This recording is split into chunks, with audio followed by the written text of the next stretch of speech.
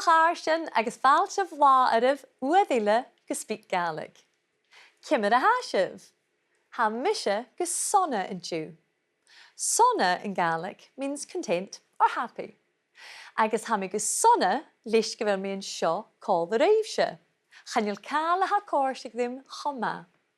And the word sonna reminds me of a very apt Gaelic saying. Ha cehibh sonna agus cehibh donna ann. This means that there's a happy spending and an unhappy spending, which I suppose can be true of how we spend our time or our money. Ha cehibh sonna agus cehibh donna ann. Nishe chanil sinne a dul cehibh dat in Jew, oedd sé an àrainneachd cúspid the fhrògraim seo. The environment, an àrainneachd, cúspid cho cúdramach sa haun. Agus leis go ré, nach sin amach dé ha roin. We'll discuss weather events. Toirt an innse. Han geabhrach nas blaie agus han saorach nas fluche. Calum Maclean embarks on a mysterious hunt on the Isle of Skye. And we'll be talking about changes in weather patterns. Blachug le crunne agus ahrachug na gnáthíte.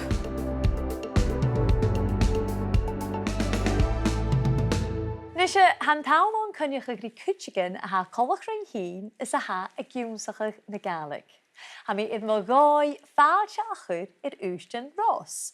Agus Ùisdean mistáisi sin y bydíon ha bicin fístachiachim Ùisdean.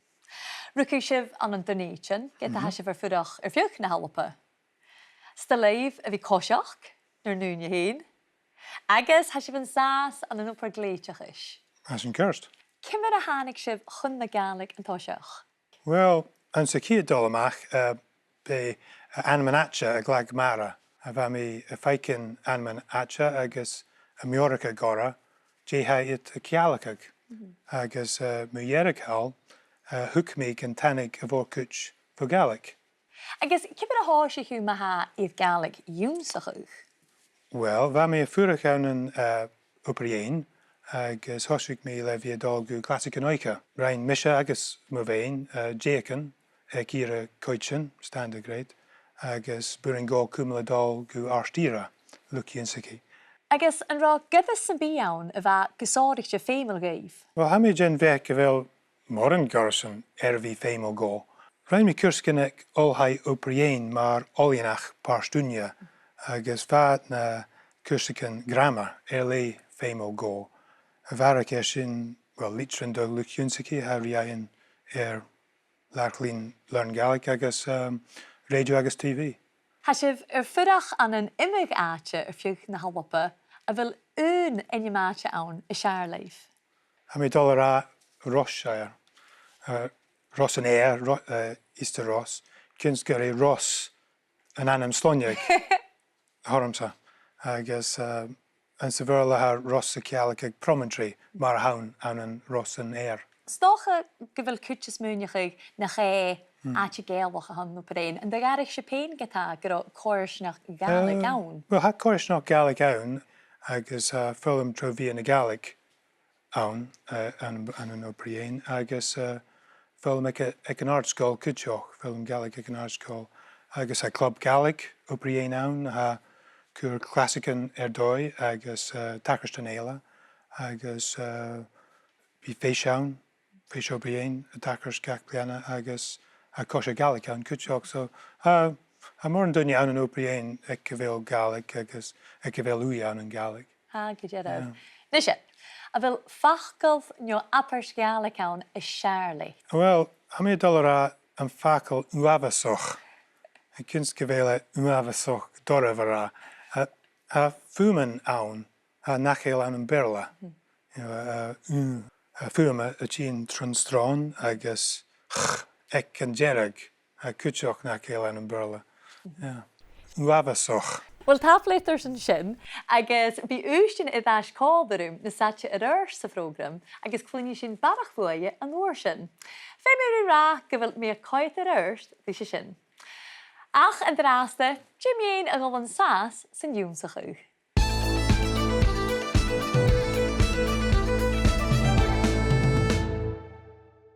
Gaelic, the word àrainneachd can mean surroundings, but àrainneachd is what we use for the environment, or the natural world that we inhabit. Àrainneachd. We've talked about the weather in previous episodes, but there's nothing like a bit of revision on one of my favourite topics. Frasan are showers. Frasan. Storms are styrmen. Styrmen. The Gaelic word for gales is Gaelachan. Gaelachan. And on occasion, we also have tuilleadh, floods. Tuilleadh. But something we're all very aware of now is aoigh na gàidhlig, change of the climate change. Aoigh na gàidhlig. And we can describe some of these changes using a small but very versatile word. Fas. Fas can mean grow, but it also means becoming or getting. For example, ha aoigh nio in tíche y fas cheumannan. The weather is becoming changeable. Y fas cheumannan. And this is as a result of global warming. Literally in Gaelic, the warming of the planet. Blachach na cruinne. Global warming. Blachach na cruinne.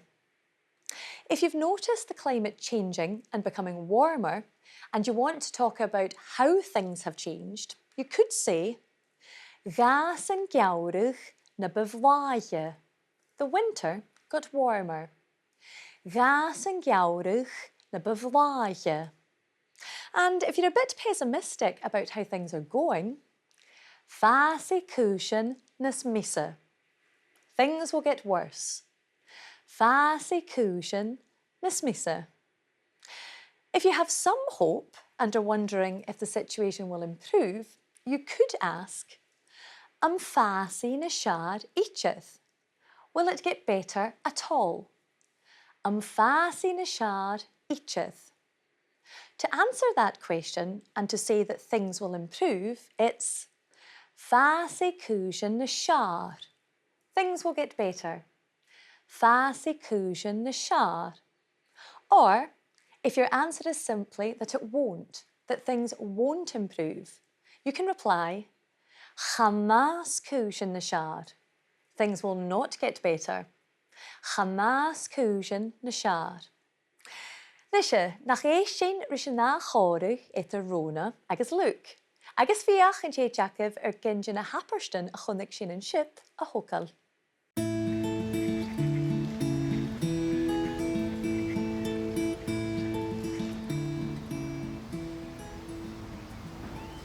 Iedig haal.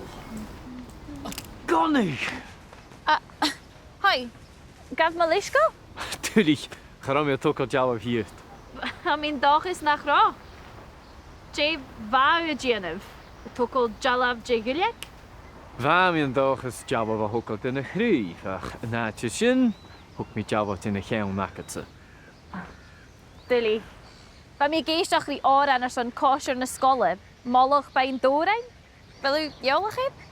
Ha mi elger a vaarstach. Ha mi sé gopur het project man àrainneachd man amisher as an in het na Gaelic. Blachach na cruinne agus aoigh na gàidhlig. Cúspar in móre? Agus cútramach. An títe gathraigh sigan tuir. Nach Eilean is múnich sin. Big ma henne de gra, han amasher iad a go bunas ciún. Han geabhrach nas blaie, agus han saorach nas fluche. Agus chará sé nach as an ábain. En fit mi súlathirstead an jalaf? Ha mo chara chawn in California gra gwel yn amasharachgas yn y fast nas chinime. Agus han y change in móre fast nas cúmanta. Bhín an éich an tríce gadis man na change an Australia agus na túilsin san in Europa. Súlam fast cúisin nas misa, njóm fast iad na siad. Ha aoigh agus an amisir a thuúla bliana. Báist cheanna geabhrach a bhí cho fuair is a féintin. Chachanach is sin an nudí. Ba cho friúchrí tán túnacha. Ha cainam gymbiach yn saorach torn a byflai yn yr efo misio og. Fi mynd i dol y Lewis agus a gobar awn sa fôn i coleri mo henedus mo henefed. Fi chi grin cho cheirish yn chene agus gar lusgo. Fi ysgol ddwys yn crican. Chan iawn cwys yn chodon yn sio gyda. Gyda fys fras yn troma agus Gaelic yn acin. Cha fi cri yn talafin ro lach yr acin, nio volcano yn ysbreg. Jefis dy gian of the project? Bi mi gahasbynwg agus gyn sydd dy gyn i dig wyth i tachorst. Ach ti cwyl cheili ornas yn unat. O, agus ys mysio lwch. Stoch yn gian mi sin. Is mysio rona am dilich mynd jalaf agad.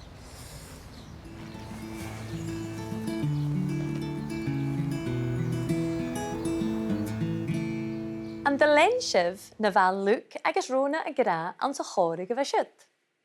Luke was working on a project, aoigh, smanemishith, about the environment and the weather. Aoigh, smanemishith, and he named two notable features. Blachach na crunne, global warming. Blachach na crunne. And another, which we also looked at earlier. Àrainneachd na Gàidhlig, climate change. Àrainneachd na Gàidhlig.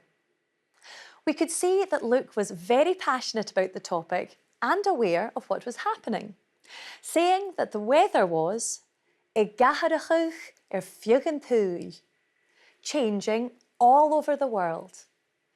Ha in Chíche I Gàidhlig tuilleadh. Rona remarked on the seasonal changes. Han geabhrach nas bláithe. The winter is warmer. Han geabhrach nas bláithe. And she continued with her observation, saying, Han saorigh nas fliche. The summer is wetter. Han saorigh nas fliche. She also observed the weather in certain places was I fas nas chirime, becoming drier. I fas nas chirime. And large wildfires were I fas nas cheumannan, becoming more commonplace. I fas nas cheumannan. Nach sin nu bican yn chorig eithar Luke agus Rona. Ha mi sé gopur het project àrainneachd smanemishir as an innit na Gaelic. Blachach na crunne agus aoigh na Gàidhlig. Cwsper yn môre. Agus cwtramach. A títe gahar sigan tuir. Nach chael hen ys mwynich sin. Big ma henne de gra han amasher i'r ho bunus ciwn. Han giawrach nas blaie, agus han saorach nas fluchyn. Agus charoshe nachas yn obair. Han taumaun yn isio y golf an yn cwdiach Calum MacIlleathain, agus fain ymach Gàidhlig yn tuirisio. Yns isian big gosa gan roi y gian of gytwa, ach li Calum MacIlleathain, coig a hafis Gàidhlig. Tionndadh in Eilean Sgitheanach, the north of Skye. Tionndadh in Eilean Sgitheanach. Ha gàidhlig an áite seo. But like so many other places in Scotland, it's not just one environment. Dé how effectin, áite dúchal, a rural place, Coirtnach Eileanach, an island community, ha a chin ula feed, ach ha barach gaun, chanil lehej igache on an Alapa. There's no comparable place in Scotland. Chanil lehej igache on. Troit is hiechin. Hi, and du vela. Sjoch, in Turvilla, in Turv Sher. Seo Skye Staffin an an Trontarnish, Staffin on the Trotternish Peninsula, Trontarnish. Agus sé enemin áite Lochanach is Gaelic Adam féin and Shaw. The place names here are Norse and Gaelic. Lochanach is Gaelic. The fact there's a mix of both tells us that na Lochanich and na Gael shared this place. I wonder just how well they actually got on. I mean, in Biaga de Giche Colma? She Skye Crochterach gehaun. Ach J han in Croch. This is a crofting community. But what's a croft? I hear you ask. Gian na croch Calum. A mi toileadh in the aoigh nach masin. A croft is three things. Tuilleadh big val, a small rented farm. Tuilleadh big val. Ja, tai talamh aoigh, a house on arable land. Tai talamh aoigh. 3. Kit inneltree a vein son in spray. Grazing rights for your animals on the hill. Kit inneltree a vein son in spray. Ach, a cheumannan tuilleadh, ba béistin ille a furachan seo. Honestly, other beasts, béistin ille.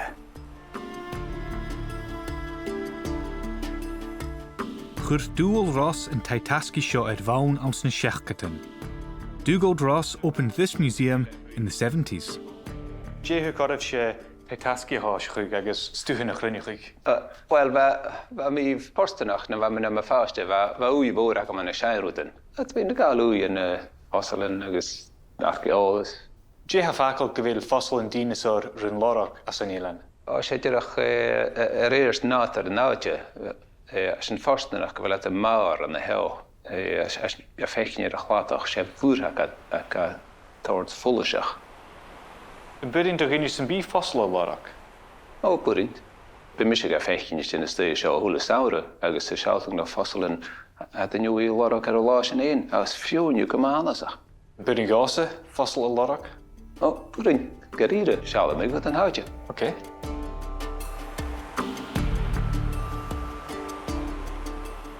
Now, if you want to say you're searching for dinosaur footprints in Gaelic, a lorg is searching for, and the footprint is a lorg-coise. So, hashin a lorg-coise dinosaur. Hashin a lorg-coise dinosaur. Well, ha mishe, or hij zei doel kaatje willet, maar ha. Ag seo njónne searíú, al chiú strí an in, céim a stoi céim. Ar lá nuisce, at a sise amach leis nuisce. Ach a nersin sé searíú le léir san ma bhaig stó. Chiú na hórtachan, seala. O siúr. A der bléis siús go copan bírach. San mún ba bhí at cholach rí hórtachan 11. Gee an dinosaur I gaag seo. A der ácar wé me 3 trappen védach 11. Ach at sin cha ústas na chalmór an isimbler an de chná an ein fa dinosaur an yen horses an náid spísan an san húl. Mar a chúla sin ag joy na batráide ha cehih sonne agus cehih donna ann, agus mí bha sonne in dú. Ach an dúd ans na millionen de bhlianachin hoiseachorn, covius is scrútig den lárach acamsa sa fáil. Who'll be researching my muddy footprints? Whoever they are, they'll be so incredibly lucky. Siat the vias a Calum. Siat the vias. Aper toirt. What an impressive trip. Aper toirt. Agus Eilean Sgitheanach Calum, because of Calum's investigations, Sgitheanach Calum, we now know that Skye the Chuairt is a crofting community. Skye the Chuairt. The Gaelic for a rural place is aoigh. Aoigh. And a dinosaur footprint is lorg-coise dinosaur.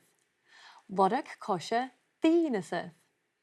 And you can keep up with all of Calum's adventures online, as well as catching additional learning from him on all of our social media platforms and in our SpeakGaelic extra podcast, which you can download from BBC Sounds.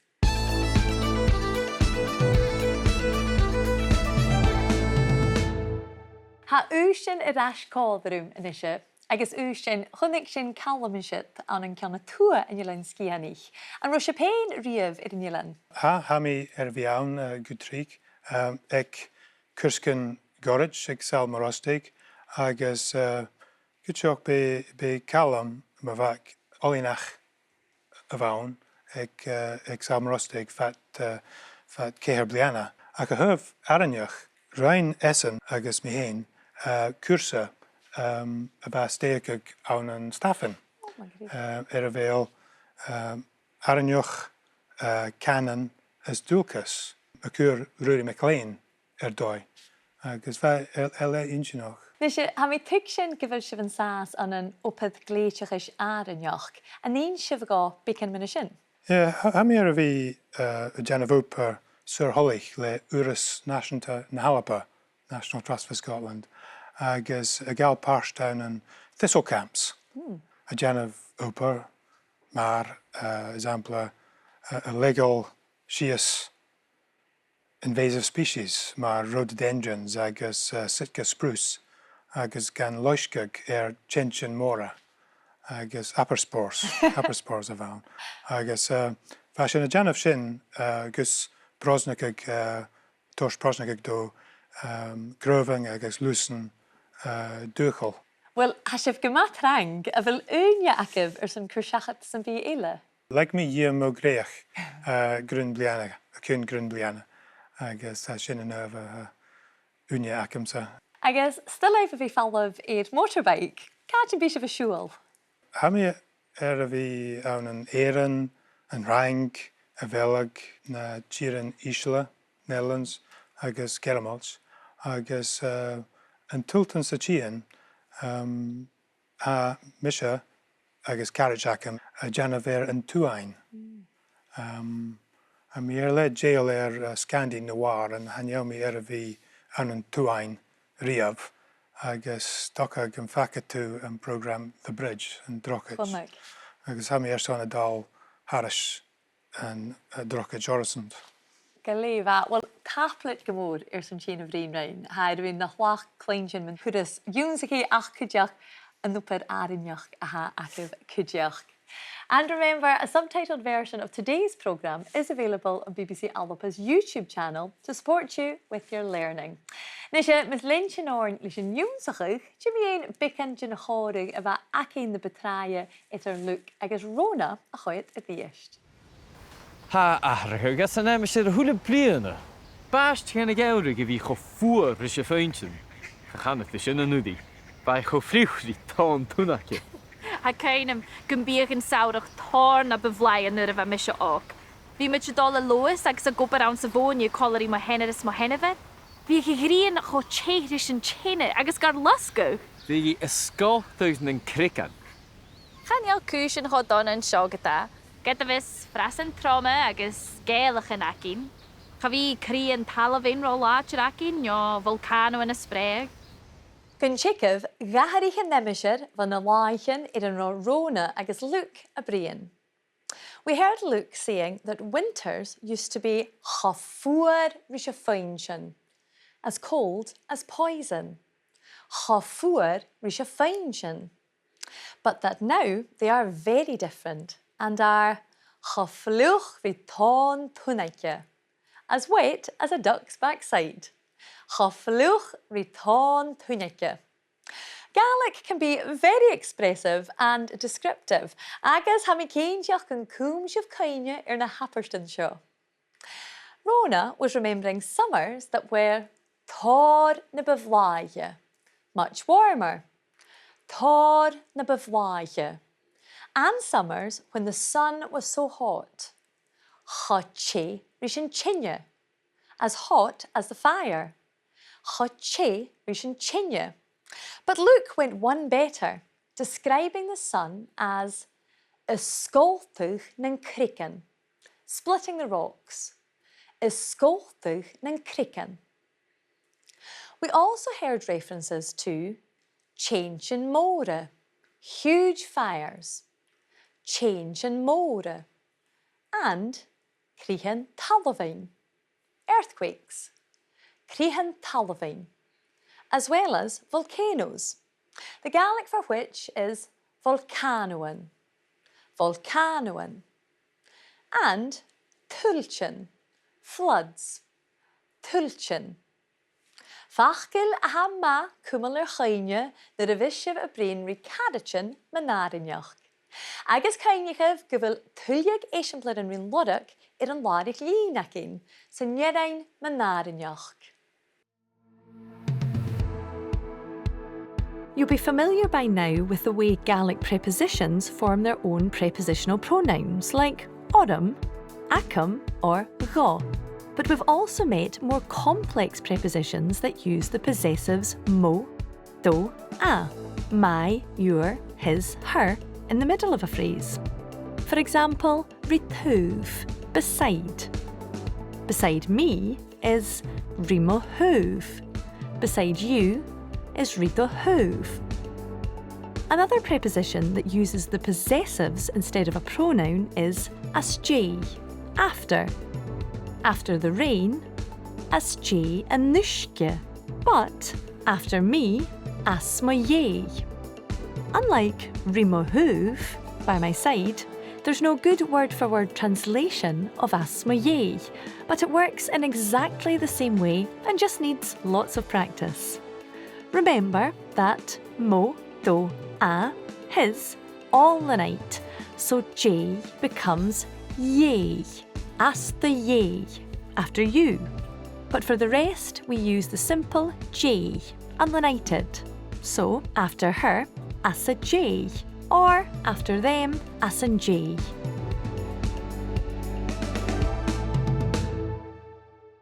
Dún sig sin an thuamhas an sa fhrógraim seo, nach the dún sig. We've learned the expressions for climate change. Aharachug na gná híte. Aharachug na gná híte. And the Gaelic for global warming. Blachug na crunne. Blachug na crunne. We use the word fas in a number of contexts. Things will get worse. Fasi cúsin na smisa. Fasi cúsin na smisa. And will it get better at all? Fasi na siad ichith. Fasi na siad ichith. We also heard some interesting comparisons for describing the weather, including my own favourite. As wet as a duck's backside. Chafluch riton tuilleadh. Chafluch riton tuilleadh.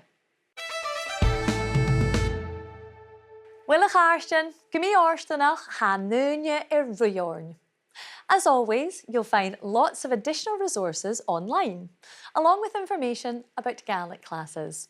And I would thoroughly recommend joining a class so you can practice your new vocabulary in like-minded company. You can catch up with all of our programmes on BBC iPlayer, and there's a subtitled version available on BBC Alpa's YouTube channel. And whatever you do, don't forget to subscribe to our podcasts on BBC Sounds. Chuna na harish maha, cúma verif a giúnsachach na Gaelic. Mar sin leid.